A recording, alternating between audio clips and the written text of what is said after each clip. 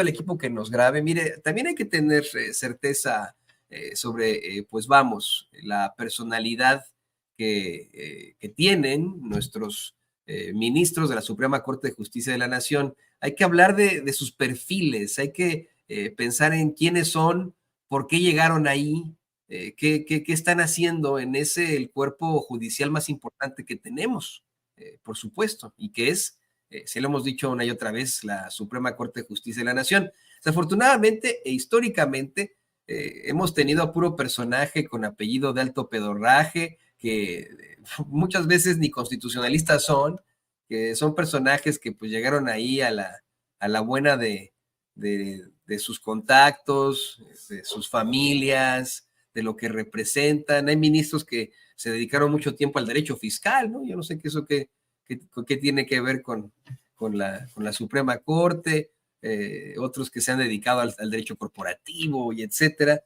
Se plantea que el mismo Arturo Saldívar era el único abogado constitucionalista que estaba como ministro de la Suprema Corte de Justicia de la Nación. Bueno, pues llega Lena Batres, quien más bien tiene una larga carrera en la lucha social, pero pues puede ser tal vez algún giro en nuestra Carta Magna, que precisamente busca siempre defender nuestros derechos fundamentales. Y para eso, pues le pedimos al doctor Isaac de Paz que viniera y nos platicara más al respecto, él como constitucionalista, como jurista experto. Doctor, te saludo con mucho gusto. Primero te mando un abrazo y pues, ¿qué te parece este nombramiento? Te pregunto ya de bote pronto.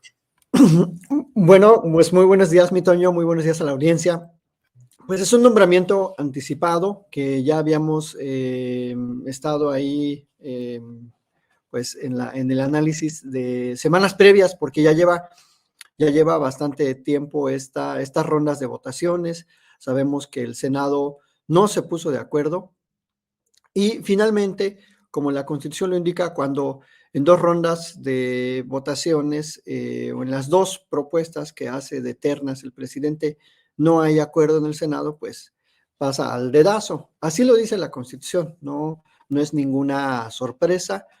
Obviamente, hace mucho tiempo que no sucedía esto, que no había necesidad de elegir directamente a un ministro por parte del presidente. Siempre había existido esa corrección política para que el Senado elija libremente a un ministro o a una ministra desde 1994, pero pues esta vez no se pusieron de acuerdo las fuerzas políticas, no se alcanzó la mayoría calificada. Y bueno, es muy curioso, ¿no?, que no se alcance la mayoría calificada en estas épocas, y en épocas anteriores sí. O sea, en épocas anteriores siempre se alcanzaba la mayoría calificada para todo, para las reformas constitucionales, para las reformas fraudulentas que vimos en el 2013, para las designaciones de ministros, de ministras. O sea, nunca era noticia que el Senado no alcanzara una mayoría calificada. ¿Por qué será? Bueno, pues ya lo hemos venido analizando, atestiguando, ¿no? Porque había moches, había corrupción, había lana de por medio, prácticamente eso era. Y ahora con este nombramiento de Lenia Batres, pues llega un perfil ciertamente de izquierda, ciertamente cercano a una de las familias de la tradición política de la izquierda mexicana, muchos años de militancia en el PRD. Martí Batres pues, es un líder político indiscutible de la izquierda mexicana. Y claro, pues hay alguna crítica, ¿no?, de que es una persona cercana al poder, pero ¿qué ministro, qué ministra no es cercana al poder? O sea, es absurdo que se diga que los ministros no son, tienen que ser cercanos al poder. O sea, esa es su naturaleza, porque los nombra el presidente de la República. Ni modo que el presidente pues, va a nombrar a alguien que ni siquiera conoce. O sea, necesariamente los tiene que conocer y tienen que ser de su gente, de sus confianzas. Y pues bueno, ahí tenemos este resultado. Me llama la atención que según las notas periodísticas, las versiones, Berta María Alcalde cedió su lugar porque aparentemente estaba muy cerrada la votación entre ambas y las últimas rondas de votación las ganó Lenia Batres. Entonces Berta María, según cuentan las versiones periodísticas, se dio lugar para que fuera Lenia la ministra elegida por el presidente López Obrador. Parece que hubo una reunión en Palacio en la que pues ahí él dijo, bueno, pues ¿quién de las dos? Y Berta María dijo, bueno, pues que sea ella, porque ella ganó las últimas rondas de votaciones. Así que bueno, hay ministra, no necesariamente es una constitucionalista de cepa pura, no necesariamente es una jurista de profundo calado, no es académica tampoco, pero bueno, es una abogada de izquierda y a veces en este tipo de circunstancias de interpretación constitucional se ha perdido mucho el sentido común de la Constitución, el sentido social de la Constitución, el sentido de que la Constitución es para el pueblo y por el pueblo. Y creo que a veces en esa ola de tecnicismos en la que algunos juristas podemos incurrir en errores, pues hay personas que pueden tener una interpretación mucho más común, mucho más sensible a las causas sociales, y eso es muy bueno para la Suprema Corte, Toño. Eso te diría de inicio. Exactamente, ¿no? Yo quiero que vayamos más a fondo con el perfil carente de conocimiento constitucional de jurista, y le pido al equipo que nos grabe. Querido doctor, este es uno de los argumentos que tienen muchos desde la ultraderecha o desde la mera oposición de México para que no se concrete ese plan C, que sería la reforma judicial de México, con la que podríamos nosotros elegir a nuestros propios impartidores de justicia. ¿Creen que de buenas a primeras los mexicanos elegiríamos a personas sin experiencia como Lili Telles, que se queja amargamente de que haya quedado Lenia Batres como la ministra de la Suprema Corte de Justicia, incluso en este tuit infame que dice que hasta juramentó con la izquierda y no sé qué, y que va a ser pues una personaje directamente ligada al presidente López Obrador? Bueno, no, ella ni siquiera terminó la preparatoria, ¿no? Entonces, pues ella no podría ser elegida como una ministra en la Suprema Corte de Justicia definitivamente, ¿no? Por ejemplo, a lo mejor esa es la problemática de Lili Telles. Pero hablando ya de ese plan C, de esa probable reforma judicial, en caso de que se consiga finalmente esa mayoría calificada en las cámaras, ¿habría la posibilidad de que se exija que los ministros de la Suprema Corte de Justicia sean efectivamente constitucionalistas? Porque, ok, tenemos una Lenia Batres que no es constitucionalista, que es una abogada incansable por los derechos humanos y etcétera, que así es como yo justifico su participación en la Suprema Corte de Justicia de la Nación. ¿Cuáles son los derechos, si se puede decir, más importantes para una constitución? Los derechos fundamentales son los primeros, son los que son inamovibles, ¿no? Siempre, a lo mejor por ahí, pero se tendrá que exigir que todos los ministros y ministras de la Suprema Corte de Justicia sean verdaderos juristas, no solamente sean abogados, sino verdaderos juristas y constitucionalistas. Yo creo que sí. Sí, sí se puede, Toño. En la Corte es bueno que haya perfiles distintos, pero sí se requiere que todos tengan ese conocimiento constitucional de dos cuestiones básicamente, de las competencias constitucionales de los órganos del poder y de los derechos humanos. Algunos son más especialistas en derechos humanos y otros quizás en el conocimiento de las relaciones de los órganos del poder. Pero si revisamos los perfiles de la Corte, pues no sé, ha habido hasta notarios públicos. Dime tú qué aportaría un notario público a la interpretación constitucional. O sea, alguien que ve fe pública, testamentos, asuntos mercantiles, convenios, pues realmente no me parece a mí el perfil más adecuado, pero hemos tenido notarios en la Corte. Entonces, o sea, no vamos a ser puristas ni vamos a ahora quejarnos de que llega una persona que aparentemente no tiene un perfil estrictamente constitucional, cuando es de lo que más ha habido en la Suprema Corte, que perfiles no necesariamente tienen profundo conocimiento constitucional. y entre otros, para no entrar en detalles. Entonces, en esta posible reforma del Plan C el año que entra, claro que se pueden establecer muchos candados para que sea una corte plural, para que los perfiles vengan desde distintos ámbitos, desde las universidades, desde el Poder Judicial, incluso propuestas desde el Senado también, y que sea como en otros sistemas, ¿no? Que sean propuestas escalonadas para que la renovación vaya siendo gradual y que cada sector proponga algunos perfiles para que de ahí salga el nuevo o la nueva ministra que vaya sustituyendo a los anteriores, o que se renove toda la corte, como se hizo en el 94, ya, y va a cumplir justamente 20 años.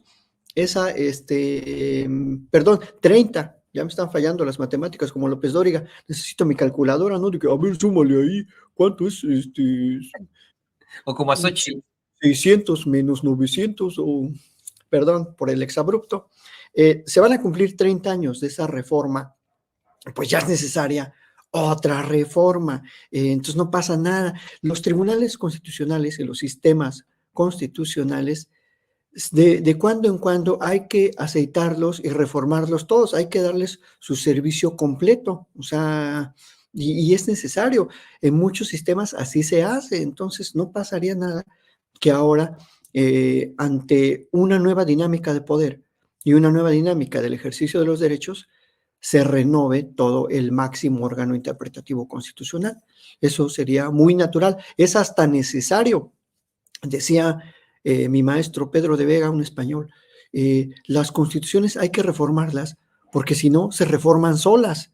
Es decir, de facto se van reformando porque el poder político le mete mano. El poder político siempre le va a meter mano de una manera u otra. Entonces, más vale que sea la voluntad popular la que decida las nuevas maneras, los nuevos requisitos, los plazos, las condiciones de los nuevos perfiles que integren no solo la Suprema Corte, también todo el Poder Judicial Federal, pero también los poderes locales, Toño. Yo siempre hago mucho hincapié en eso. Los poderes locales, hay muchos cotos, hay muchas prebendas, hay mucha corrupción y hay mucho abandono de la justicia cotidiana. Entonces, de nada nos va a servir reformar el Poder Judicial Federal si no reformamos los poderes locales. Esto es un debate que no se ha dado, que nadie le está poniendo atención, y eso pasa por el debate de las reformas de las fiscalías locales. Entonces, solo así tendremos una verdadera cadena de justicia bien aceitada, trabajando a favor de la sociedad, Toño. Así es, y te quiero hacer una pregunta más, doctor, ya para cerrar. Hay una circunstancia que a mí no me queda muy clara, porque efectivamente todavía no surge esa iniciativa rumbo a una reforma judicial, pero pensando ya en perfiles, pensando ya en que se acaba de designar una nueva ministra de la Suprema Corte de Justicia de la Nación y que podremos hablar de al menos 3 ministras que actúan acorde con las determinaciones del pueblo de México, una no tanto después de, como mencionaba Sevilla, nuestro queridísimo Ricardo Sevilla, escritor y periodista, por sus dichos en la Cueva de los Malandros, mejor conocida como la Feria Internacional del Libro en Guadalajara. ¿Qué va a pasar, en tu opinión? ¿Cuál es tu apreciación de lo que va a pasar con una Suprema Corte de Justicia de la Nación actual? Si de pronto se llega a esa reforma judicial, ¿consideras que sería prudente pues el restablecimiento de esa corte? Que de buenas a primeras puedan decirle a los ministros, ¿saben qué? Adiós Lainez Potisek, adiós González Alcántara Carrancá, adiós Luis María Aguilar, y vamos a elegir ahora a nuestros ministros de la Suprema Corte de Justicia de la Nación. ¿Eso es viable? ¿Eso se podría? Si el poder constituyente derivado, que es el Congreso de la Unión, así lo establece, sí, sí, claro que es viable. El poder constituyente es el órgano que tiene la capacidad de reformar la Constitución. Y en ese aspecto, en 1994 se hizo esa reforma. De 21 ministros se bajó a 11. Y no solo se bajó, corrieron a los que estaban. Punto. Y llegaron nuevos. 11 nuevos ministros. Y en aquel tiempo, lo cuenta el ministro Góngora, había 50 candidatos y candidatas. Y de esos 50, esto es extraoficial, o sea, lo cuenta el ministro Góngora, que eran 50 en la lista, entre jueces federales, magistrados, académicos, hasta expolíticos. Y de esos 50 se hizo la criba para que salieran los 11. Entonces, pues claro que es posible. Si el constituyente así lo establece, si decide el constituyente renovar íntegramente la Corte, hasta le van a dar las gracias a estas 3 ministras que acaban de nombrar. No hay ningún límite. El poder constituyente, los únicos límites implícitos que tiene es la forma de Estado, el federalismo, pues los derechos humanos no se pueden suprimir, ¿verdad? No puede un constituyente quitar los derechos, no puede quitar la forma de Estado, no puede quitar la división de poderes, pero en cuanto a al poder judicial no hay una cláusula pétrea, no hay nada como decimos los constitucionalistas, no hay ninguna cláusula eterna que nos ate a siempre tener una corte de 11 ministros y ministras. Entonces, pues claro que se puede. Obviamente hay que poner bien las reglas de juego, hay que ver cuáles van a ser esos perfiles, como te digo, cómo se va a ir renovando y cuánto van a durar, aclarar cómo van a ser sus estipendios, todo lo que ahora está, digamos, en predicamento. En cuanto al Poder Judicial, hay que aclararlo bien en esa reforma constitucional. Pero si es reforma a la Constitución, se puede de un plumazo quitar todos. Se puede hacer una sala constitucional especializada, una sala constitucional electoral para quitarle también ese coto de poder que tiene la sala superior del Tribunal Electoral de interpretar y resolver las grandes disputas electorales en última instancia. Y bueno, se pueden hacer cosas interesantes que ya existen en otros lugares. No estaríamos como siendo muy innovadores. O sea, esto ya existe en el derecho constitucional comparado. Nada más que a veces luego los constitucionalistas mexicanos pues no tienen miras hacia otros lugares y solo ven nuestra propia constitución, que la del 57, que la del 17, y piensan que eso es lo máximo, que no hay otra cosa distinta. Pero en otros sistemas funcionan muy bien distintas jurisdicciones o una jurisdicción concentrada. Por ejemplo, en Estados Unidos no hay jurisdicción electoral. Lo resuelven las Cortes Supremas de los estados y punto. Y si hay alguna otra disputa, lo resuelve la Suprema Corte y ya. Y no tienen salas electorales y tribunales especializados con un gasto pues multimillonario que no sirve para nada. Y aquí, en cambio, en cada estado hay tribunales electorales y luego una sala regional. Tenemos 5 salas regionales y luego una sala especializada en la Ciudad de México y luego una sala superior. Entonces, se requiere una reforma integral a todo eso, Toño. Así es, y yo nunca he escuchado de un abogado especialista en derecho electoral acá en Estados Unidos. No es algo que se inventaron, ¿no? Tal vez para pues, seguir ahí teniendo ese tipo de nombramientos y seguir mamando del erario. Bueno, qué bueno que lo dejas claro, doctor. Espero que los legisladores y legisladoras estén tomando nota. Sabemos que ven sin censura. Tomen nota porque en la opinión también de su humilde periodista Antonio Ruiz, yo sí creo que deberían mandar a todos los ministros y ministras de la Suprema Corte de Justicia, incluso a las nuevas y etcétera, mándenlos todos de una vez a chiflar al monte, ahí a donde tiene su quinta el presidente Andrés Manuel López Obrador. Mándenlos allá, se la van a pasar bien ahí en Palenque. Mándenlos al Tren Maya, que vayan directito a la quinta del presidente y podamos nosotros mexicanos elegir a nuestros ministros de la Suprema Corte de Justicia de la Nación. Y querido doctor Isaac, además de agradecerte, bueno, pues te ruego nos compartas también tus redes sociales para que la gente se ponga en contacto contigo. Muchas gracias, Toño. En @Isaac de Paz, en X o Twitter, por favor, ahí me pueden seguir. Y en mi canal de YouTube, Isaac de Paz González. Muchísimas gracias, Toño, y aquí seguimos. No, Buen pues, día.